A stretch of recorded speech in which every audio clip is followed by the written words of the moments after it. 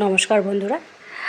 আজকে যেহেতু জামাই ষষ্ঠী, তো জামাইদের জন্য সবসময় ষষ্ঠী না, ঘরের ছেলে থাকলেও ষষ্ঠী করতে হয়। তো গ্রামের থেকে তো যেহেতু বাবার বাড়ি ওখানটায় গঙ্গাতে আমরা ষষ্ঠী করতে যেতাম।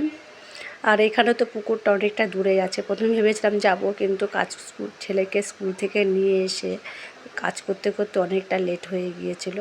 তো তার মধ্যে আবার এক্সট্রা কাজ করে ফেলেছি, ওই জন্য তাই ভাবলাম ঘরেই করে নিই, মানে কলতলায় করে নিয়েছি আর কি। ষষ্ঠী যেটা করে সেটা করে নিয়েছি। আর এখানে মা ষষ্ঠীর একটাই পাখা, যেহেতু আমি একটা পাখা দিয়ে করেছি।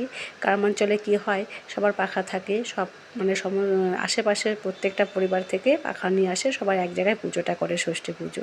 তো সেই জায়গায় ঘর করতে সুবিধা হয় পাখা দিয়ে। তো আমার এখানে ঘর একটা পাখা দিয়েই হয়েছে, আর ঘর বসিয়ে দিয়েছিলাম। আর এখানে আমি যা যা দিয়ে মানে ষষ্ঠীটা করেছিলাম, আম, কলা, লিচু, সেইগুলো দিয়েছি। ঘট বসিয়ে মাকে পুজো করে নিচ্ছি আর কি। মা ষষ্ঠীকে বলছি আমার সন্তানদের যেন সুস্থ রাখে, ভালো রাখেন, আর প্রত্যেকের সন্তান যেন ভালো থাকেন। জয় মা ষষ্ঠী, সবার মঙ্গল করো, এই প্রার্থনাটাই শুধু আমার ছিল। আর সমস্ত সন্তানদের যেন সুস্থ রাখেন মা, এটাই প্রার্থনা করলাম মাকে। তারপর যে আমি যে সুতোগুলো দিয়ে পুজো করেছিলাম, তারপরে একটু পাখার হাওয়া করে দিলাম। ছোট ছেলে ছিল, বড় ছেলে ছিল ঘরে। আর এই যে সুতো করে দিয়েছিলাম যে হলুদ দিয়ে, তো মা ষষ্ঠীর সুতো এবার আমি ছেলেদেরকে পরিয়ে দিচ্ছি এক এক করে। প্রথমে ছোট ছেলেকে বললাম পরিয়ে দিই, ছোট ছেলেকে বেঁধে দিয়েছি। ও এমনিতেই কিছু পরতে চায় না, তবু আজকে একটু রাখলো দেখলাম। তারপর বড় ছেলেকে দিয়েছি। আর আজকে আমাদের যেহেতু শনিবার, তো নিরামিষ সবই। তো আমি তো ছেলেকে নিয়ে স্কুলে গিয়েছিলাম। তো এখানে দেখুন মুগ ডাল হয়েছে, এটা শাশুড়ি মা সকালবেলায় করেছেন মুগ ডাল। আর এখানেও হয়েছে আলু ভাজা। তারপরে আরেকটা কিছু হয়েছে নিরামিষ, প্রত্যেকটা পদে নিরামিষ আমাদের। আজকে যেহেতু নিরামিষ, ওই জন্য শাহী পনির হয়েছে এখানটায়। আর বেশ মাখমাখা করে করা হয়েছে। আর এটা হয়েছে মোচার তরকারি, ছোলা দিয়ে হয়েছে, বেশ ভালো স্মেল বেরিয়েছে আর কি। খুব সুন্দর হয়েছে এটা রান্নাটা। নিরামিষ রান্না খেতে এমনিতে খারাপ লাগে না, ভালোই লাগে।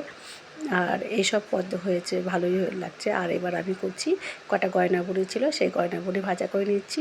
তার সাথে করছি এখানে ফুচকা পাঁপড়। কটা ফুচকা ছিল, মানে সেটাকে পাঁপড় হিসেবে খাওয়া হবে। এটা অন্য সময় মানে আলু মাখা তেঁতুল জল করে খাওয়া যায়। তো এই পাঁপড়গুলো দেখছেন চ্যাপটা, তো ভাজার পর দেখুন কতটা ফুলে গেছে, আরও ফুলবে, যতটা তেলে থাকবে তত। আমি তো অল্প তেল দিয়েছি, কেননা এই পাঁপড় আর বড়ি প্রচণ্ড তেল কেটে নেয়, মানে তেলটাকে নিয়ে নেয় আর কি। সেই জন্য আমি ওটা অল্প তেল দিয়ে ভাজছি। আস্তে আস্তে অনেকটাই ফুলবে, একটু আগুনের তাপ পাবে তখন ফুলে উঠবে। আর গয়না বড়ি ভাজাতে একটু আস্তে আস্তে করে গ্যাস কমিয়ে ভাজতে হয়, তাহলে পুড়বে না। বড়াটা মানে বড়িটা বেশ ভালো ভাজা হয়েছে। আর এই পাঁপড়গুলো দেখুন ভালোই ফুলে উঠেছে।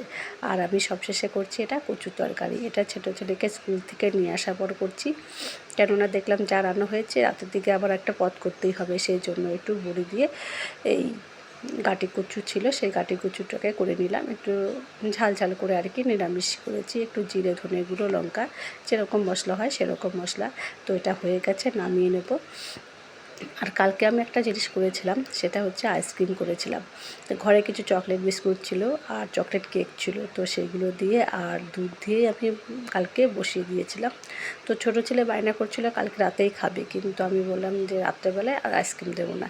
এমনিতে কালকে প্রচণ্ড বৃষ্টি হয়েছিল, তো ভাবলাম যে আজকে বার করে দেবো। রান্না করছি, ও সমানে বায়না করে যাচ্ছে, এখন দুপুরবেলা হয়েছে, এখন আইসক্রিম দিতে হবে।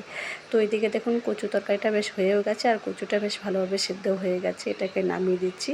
তারপরে বড় ছেলেকে বলছি যে বার করে নিতে আর কি, যে ওটা।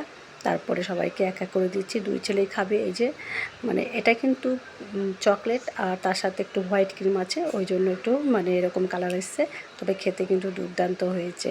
তো বন্ধুরা, সবাইকে জানাচ্ছি শুভ দুপুরের শুভেচ্ছা, ভালো থেকো সবাই, ষষ্ঠীর শুভেচ্ছা রইল। টাটা বন্ধুরা, আসছি।